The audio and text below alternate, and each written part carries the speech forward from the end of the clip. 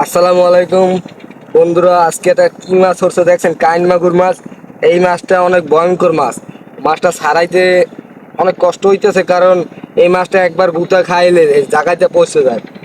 আপনারা যদি কখনো জাল পেতে কাইন মাগুর মাছ পান, তাহলে আস্তে আস্তে ছাড়াইবেন, কারণ গুতা খাইবেন না গো। ও গুতা খাইলে ওই যদি পৌঁছে যাইবে, এটা শিওর। আর আমিও দেখতেছেন না, আমিও কি আস্তে আস্তে মাছটা ছাড়াইতেছি, কারণ আমি চিন্তা করতেছি যদি আমি একটা গুতা খাইয়ে যাই।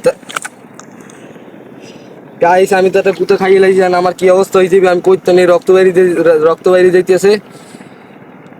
এখন আমার অনেক জ্বালা যন্ত্রণা করতেছে। আপনারা গুতা খাইয়েন না। আপনাদের বলতে বলতে আমি একটা অবশেষে গুতা খাইয়ে গেছি, আর কি কি বলার আছে আর। আপনারা একটা গুতা খাইবেন না। আপনারা ঠান্ডা মাথায় মাছটা ছাড়াইবেন।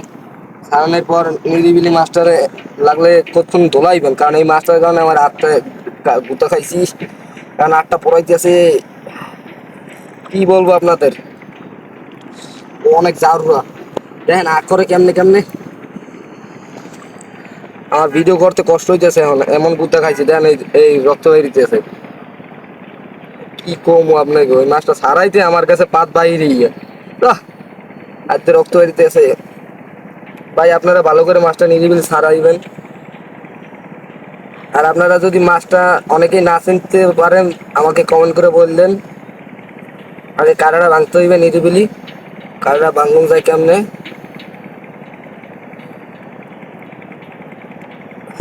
কারাটা ভেঙে খারান, কাটা তো ভাঙে না। সারামু কেমনে?